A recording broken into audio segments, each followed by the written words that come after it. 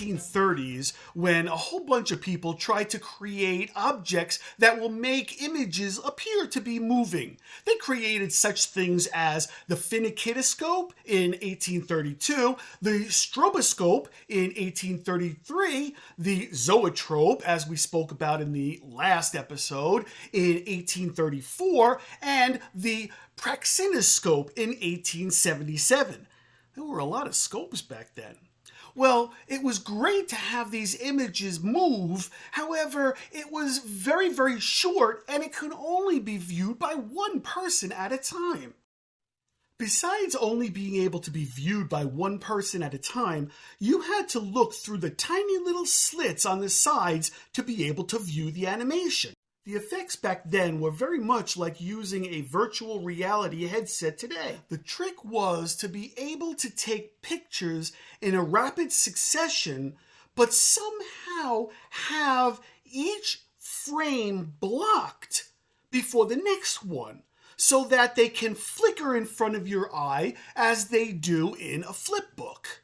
While so many people at the time were using these scopes and others trying to improve on them, there was this one gentleman who saw a lot of commercial potential in the type of moving pictures that they were effectively showing off.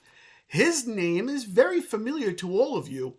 He's known as Thomas Alva Edison.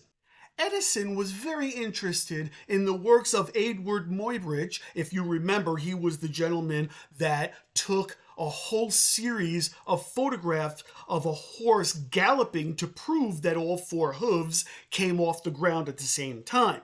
Well, in 1888, Thomas Edison and Edward Muybridge would meet for the first time to discuss that type of work.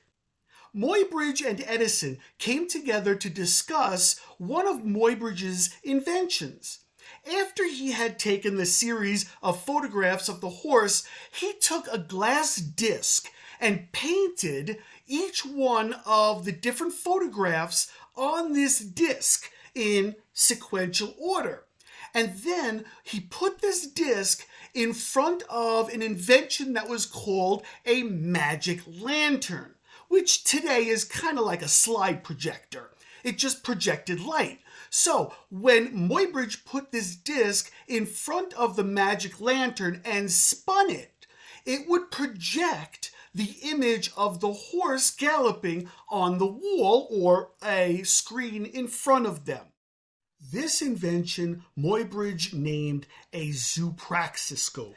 This fascinated Edison to no end, and he wanted to continue working on another way of getting this effect without being limited to only a few seconds.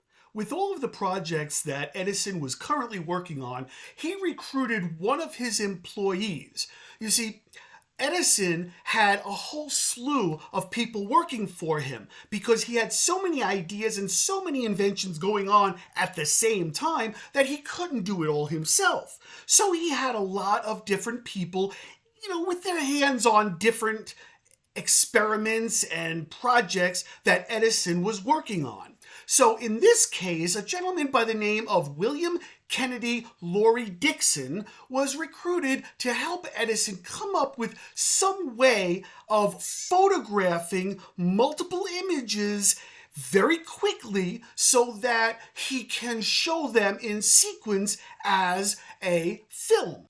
At this very same time, Edison contacted a gentleman by the name of George Eastman from the Eastman Kodak Company. He had Eastman create a celluloid film that had light-sensitive emulsion on it so that Edison would be able to photograph multiple images on this strip to create a long sequential group of photographs. This, in turn, became the film. Now, this celluloid or film was about 35 millimeters thick, which is pretty much standard film even to today. The problem is that it was just a strip of celluloid, plastic. Coming back to Edison and Dixon, they took this celluloid film and they started punching little holes in it for a sprocket so that this sprocket can grab the film and force it through their camera and their projector. This had to be done in such a way that it stopped each time the film moved in front of the lens, both as the camera and as the projector.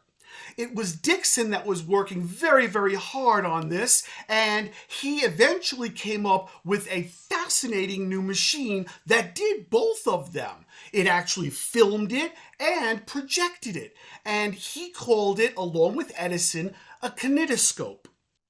Edison had been pushing Dixon so hard that Dixon came up with several revisions of the kinetoscope. The problem is that Dixon was working so hard under such strong deadlines from Edison that Dixon had a nervous breakdown and had to move to Florida for several months so that he can recuperate. After all, the kinetoscope was a huge success. The kinetoscope was actually a large box that had rollers and pulleys inside with sprockets to advance the film. And the film went up and down throughout all of these little rollers and across a viewfinder where the viewer would look through and see the animation of the still images, which became the motion picture. You are now looking at the very first motion picture ever created. Edison had told his actor to gyrate or move around in front of the camera that he kind of called monkey shines.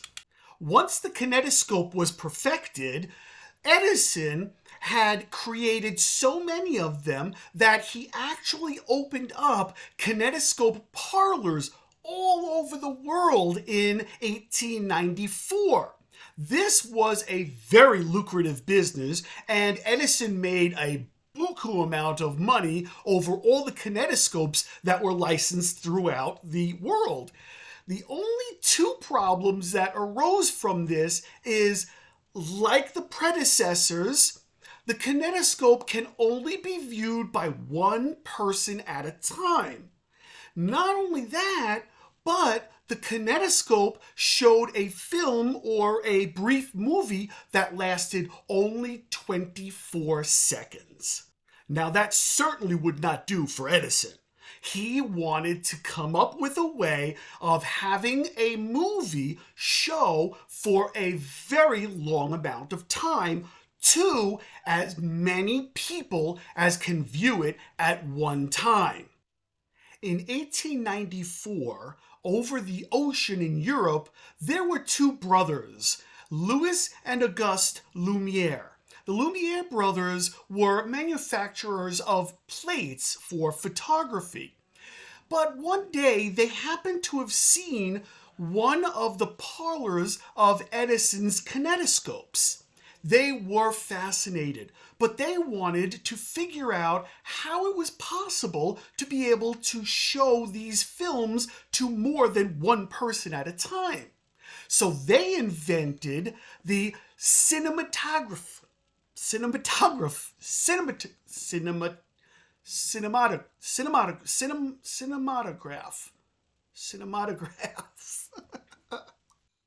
The cinematograph was an invention that the Lumière brothers created so that they can not only film the events happening, but they can project it onto a screen where a wide audience of people can view it all at the same time. And they beat Edison to that particular invention. When the Lumière brothers created the cinematograph, they used a sewing machine engine so that they can make the machine run properly. Well, they realized that this was very bulky and it required electricity. So what can you do to make it more portable? Well, the Lumiere brothers thought about it and they came up with a crank system. When you crank a lever on the side of the camera, you will be able to have the same effect of the film running through the machine, whether you are projecting or recording, and it will be able to be very portable and you can bring it anywhere you want it. And this, in fact, was the birth of the modern motion picture camera. I want to thank you so much for joining me and learning a little bit about the history of animated cartoons. So if you could do me a really big favor and click on that subscribe button, check off on that like button, and of course, share this video with your friends, I would greatly appreciate it because it really helps my channel grow and I can make more videos like this. Thank you so much again and have a wonderful day.